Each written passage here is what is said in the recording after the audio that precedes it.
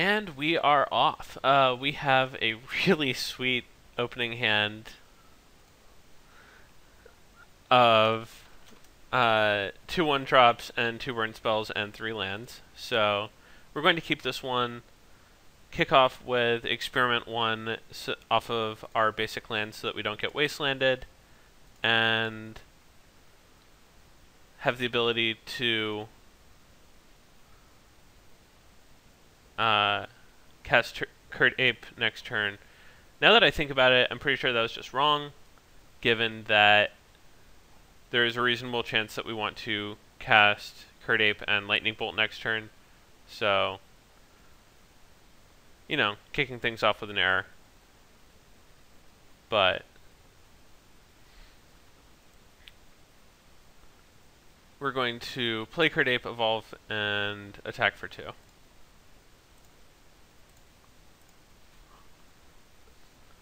And next turn we can chuck both burn spells at our opponent, who is likely playing some sort of combo deck. So Price of Progress probably not going to do a ton here. However,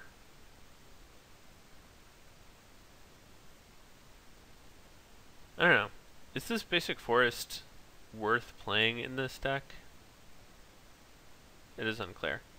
Like, the rationale for leading off with Basic Forest is so that I can play Kurt Ape on turn 2 and make sure that it's a 2/3 and not lose to like Wasteland knocking out Forest, but the more I think about it, the more that was wrong. So our opponent's probably playing Sneak and Show. Like there's, oh no, they're gonna, okay, they're missing a land, so they're gonna discard.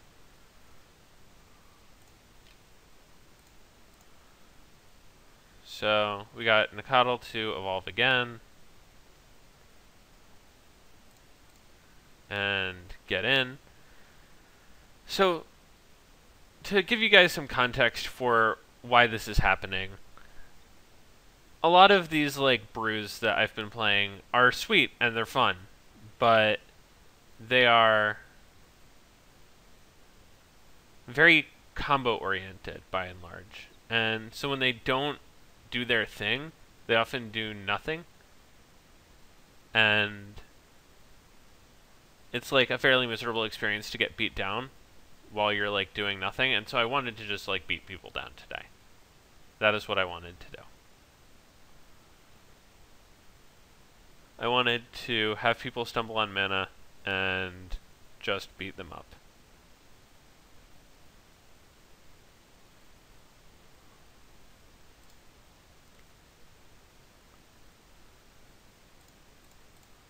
And that is what we're doing. We're having a good time. We can actually beat a Gristlebrand at this point. Oh, well. So much for our opponent having a Gristlebrand.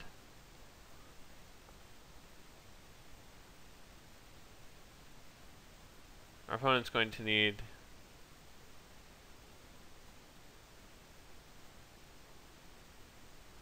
so our opponent can't put a non-basic land into play, otherwise we just kill them. Like, they kind of have to duress us here.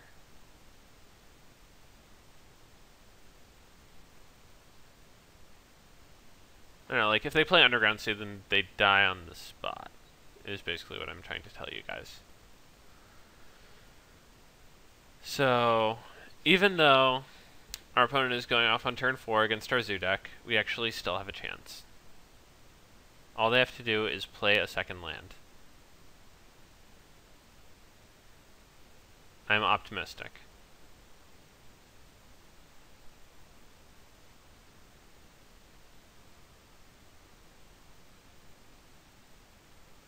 So the Infernal Tutor, Revealing Cabal Ritual.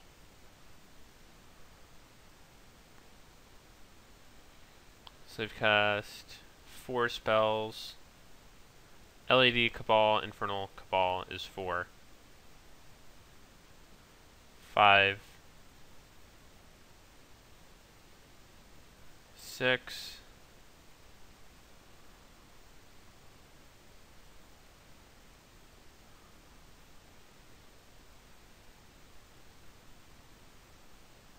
So here's the tough decision, right? Like, there is a chance that they are mana constrained here, or rather card constrained, and that what they need us to do is cast a spell in order to help them win with tendrils.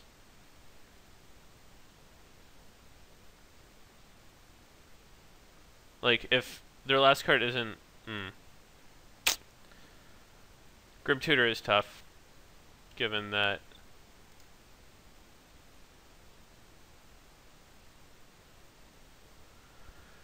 Yeah, so they were far more likely to have Infernal Tutor, at which point we were... Well, actually, I don't know. We're basically playing around, like, 3 cards ending in tendrils or ending in... Yeah, just ending in tendrils.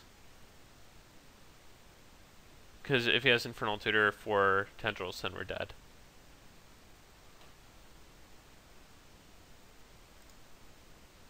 Instead he has empty, which is interesting.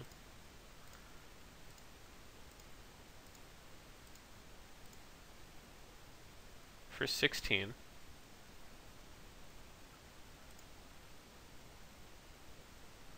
So we can reasonably just thin our deck here.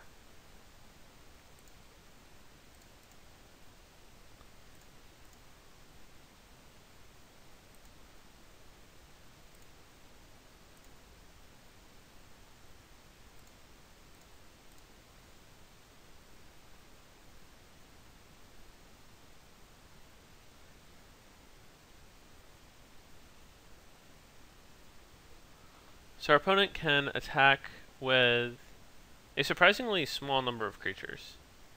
Like, can't attack with all 16. Has to leave 4 back. So, can deal us 8. This is, like, actually not a winning position for him, is it? Yeah, it's not. This is flat out not a winning position for our opponent.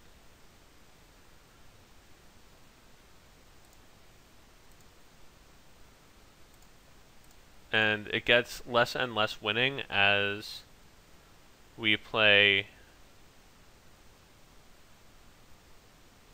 more creatures.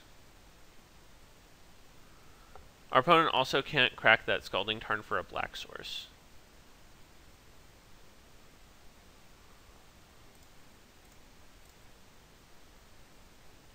So yeah, we just play creatures and eventually we're going to draw Chain Lightning or Lightning Bolt. And our opponent's going to die.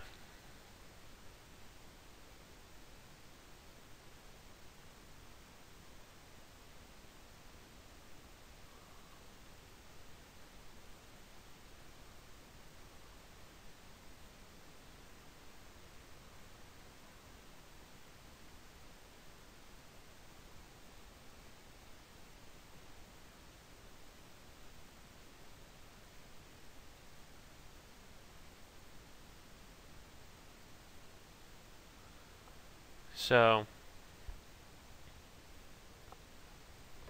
empty, traditionally pretty good against Zoo.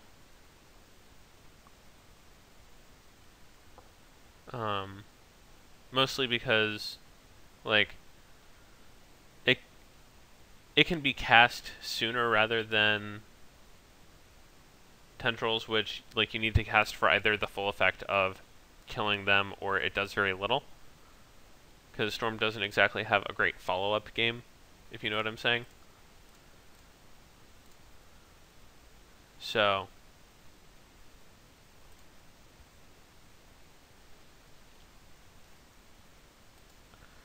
empty can come down for just like Storm 4 or 5 and deal like 9, 8, and 6. And just kill.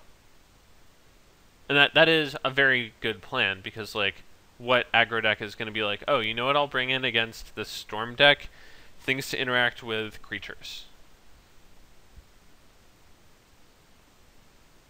Is our opponent suicidal?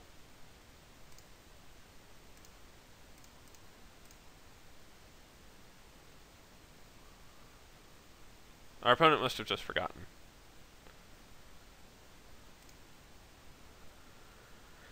Okay, so obviously our pyrostatic spirits come in. Our creature removal hits the bricks. One by one, I suppose. And Price of Progress, definitely our weakest card. We would rather have Pyroblasts, which can counter their cantrips, and which I think is a perfectly acceptable use for them. So, pretty straightforward. We don't want to bumper curve up too much, right? Like Sulfuric Vortex is just a no-no. It's not going to do nearly enough. This game isn't going to go very long.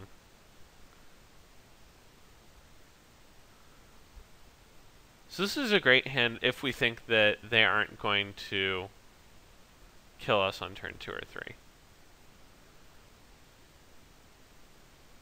But it has like no interaction. I don't know. I feel like I have to keep because it's got Goblin Guide on the draw. And I don't know how you win games without Goblin Guiding someone.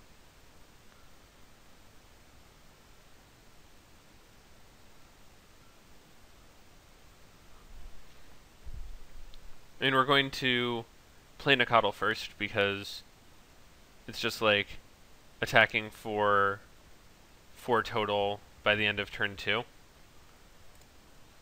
So, like, either we attack them for 2 and then 2 and play Nacatl next turn, or it's attack them for 2 and 2 next turn, but only give them 1 flip.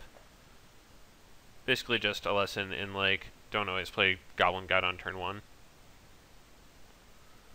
Whee! And now it's just strictly right that we didn't.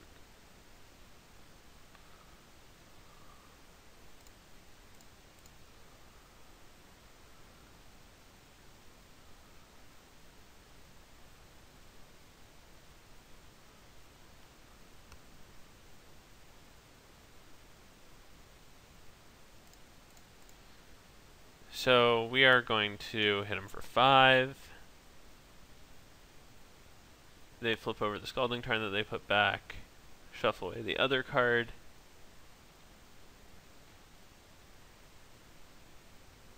Declare no blockers. And go to 14. At which point I assume we're dead, and even if we aren't, we are going to need to draw something really good next turn to not die. However, our opponent has 7 in hand and has a second Brainstorm, so like things are not looking good for the goblins and the cats. The scouts and the warriors. The apes and the bolts. Zoo vs. Storm is like a 2010 matchup that was super lopsided to such a degree that Storm played like main deck Gaddock Teague and still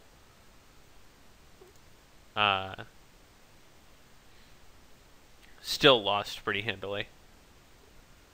It was only really with the advent of Thalia that creature decks were able to beat Storm decks by any reasonable stretch of the imagination.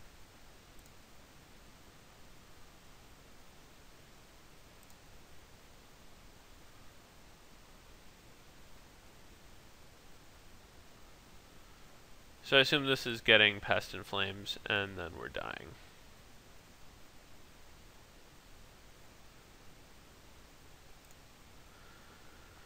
So our opponent is going to replay Ritual, Probe, Infernal Tutor, and get Tendrils, and we are going to die horribly.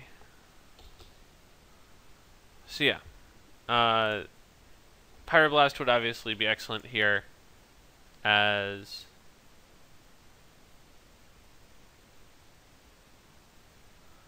a way to have stopped one of the Brainstorms. Now that I know that they have Eidolon, now that I know they have Massacre, we're going to try to play around fetching a white source as much as possible.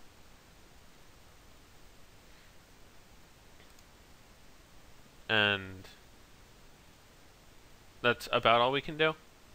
So Massacre is only really free if we have a plains. So we're going to keep this. It's got 2 of our sideboard cards and a lot of early aggression. We're going to get a plateau and play an experiment 1. Or not a plateau, a taiga. We're going to tap it for green instead of conceding the game. I'm just imagining like me in real life being like, taiga, tap it for red. No, concede the game.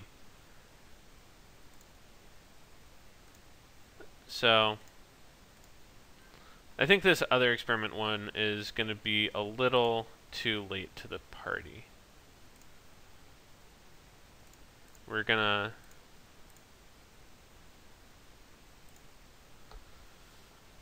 try and beat them down, disrupt them with Pyroblast, and hopefully stick Eidolon before our opponent kills us, but not a requirement. Or we could die on turn 2. That'd be good.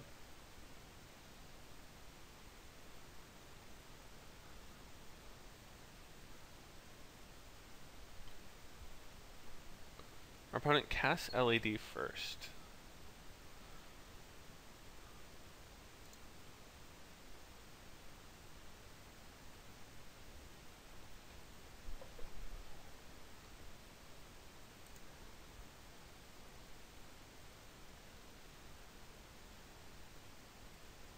Yeah, so I'm pretty sure we're dead.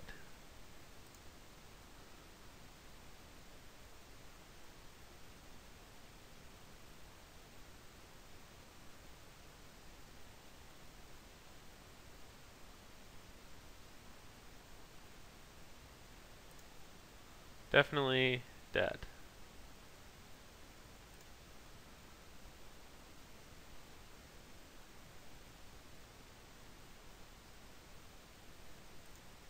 Good God, we are just the deadest.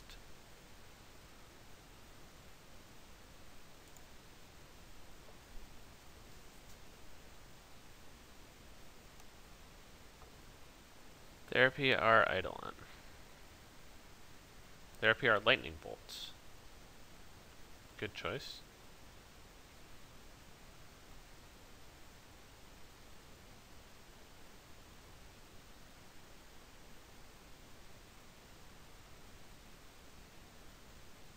Alright. And Tutor cracking both diamonds. Sort of doesn't matter, he can get as many Infernals as he wants, or get Past in Flames and flash it all back. Okay, we're dead. We are dead. Zoo can't beat Storm. I'll be right back.